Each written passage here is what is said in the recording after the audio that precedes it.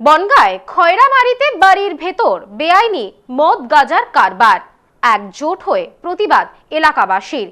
গণস্বাক্ষর নিয়ে থানায় অভিযোগ দায়ের। অভিযোগ, দীর্ঘদিন ধরে বাড়িতে মদ গাঁজা বিক্রি করছিল ভাই বোন। এলাকায় প্রতিদিন আনাগোনা ছিল নেশাখোরদের। এলাকায় শান্তি নষ্ট হচ্ছিল। বনগাঁ খয়রামারি কালী মন্দির এলাকার ঘটনা। দুদিন আগে অভিযুক্ত ভাই সাহেব মিত্রকে গ্রেপ্তার করে বনগাঁ থানার পুলিশ। অভিযুক্ত গ্রেপ্তার হতেই রাতের অন্ধকারে স্থানীয়দের বাড়িতে বড় বড় ইট পাথর ছোড়া হচ্ছিল। আতঙ্কিত হয়ে পড়েন বাসিন্দারা। মঙ্গলবার সকালে স্থানীয়রা অতিষ্ঠ হয়ে মাদক বিক্রেতার বাড়িতে ক্ষোভ দেখায়। ঘটনার খবর পেয়ে পুলিশ এসে মাদক বিক্রেতা সাহেবের বোন বুলটি মিত্রকে আটক করে নিয়ে যায়। স্থানীয়রা জানিয়েছেন, এলাকায় পুরোপুরিভাবে মাদক ব্যবসা বন্ধের বিরুদ্ধে তারা বনগাঁ থানাতে লিখিত অভিযোগও জানান পার্শ্ববর্তী 3টি ক্লাবেও। বাসিন্দাদের অভিযোগ, প্রায় 6 থেকে 7 বছর ধরে এলাকায় বেআইনি মাদক বিক্রি করছিল ভাই বোন। আমাদের বাড়িতে প্রায় দিনই ইট পড়ে, ঠিক আছে। আগের দিন রাত্রেবেলা দিয়ে কালী পুজোর দিন হলো, ওই দিন রাত্রেবেলা আমাদের বাড়িতে প্রায় 11:30-12টা নাগাদ আমাদের বাড়ির টিনের উপরে ইট পড়ে। তখন আমরা সবাই ওপরে যাই। ওপরে গিয়ে দেখি আশেপাশে খোঁজপাজ করি, দেখি কোনো লোক নেই। তার আগেও অনেকবারই পড়েছে ইটগুলো আমাদের বাড়িতে।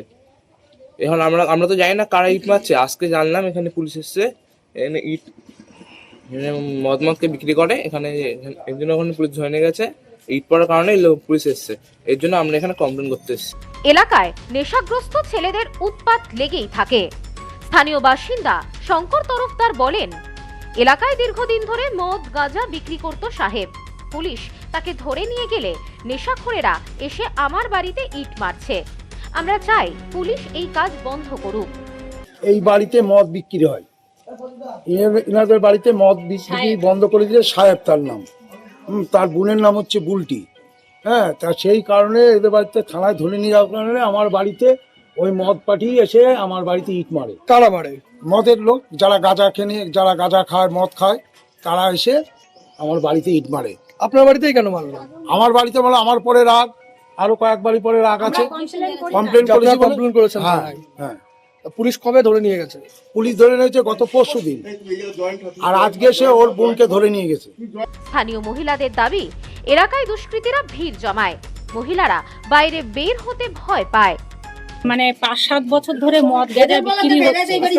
এমনকি এই পাড়ায় বিভিন্ন ধরনের ছেলেরা আসে। আমরা পাড়ার মহিলারা রাস্তা দিয়ে বেরাতে পারি না, এতটাই ভিড় জমে থাকে। পাড়ায় যাবতীয় চুরি নিয়ে শুরু করে এর বাড়ি ওর বাড়ি ঢিল মারা থেকে শুরু করে পাড়ায় বিভিন্ন ধরনের অত্যাচার চলে।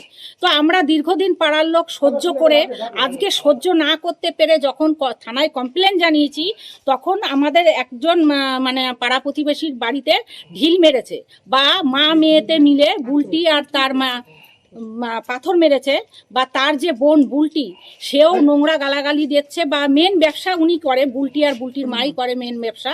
তো বিভিন্ন ধরনের অত্যাচারিত হচ্ছি আমরা, বা হেনস্থা হচ্ছি। সেই কারণে আমরা আজকে পুলিশ ডেকেছি যে এই পাড়ায় এই ধরনের ব্যবসা চলবে না।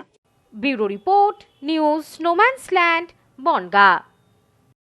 সম্প্রীতি guest house hotel and restaurant, সমস্ত আধুনিক সুবিধাযুক্ত AC double bedroom, standard double bedroom, twin bedroom, deluxe double bedroom. আমাদের হোটেলেই রয়েছে বাঙালির খাবার সহ মাল্টি কুইজিন রেস্টুরেন্ট। শহরের মধ্যে অথচ সম্পূর্ণ নিরাপদ পরিবেশে থাকা খাওয়ার একমাত্র ঠিকানা Samprity guest house hotel and restaurant, Chakdah road, টবাজার, বনগাঁ। ফোন 03215257603।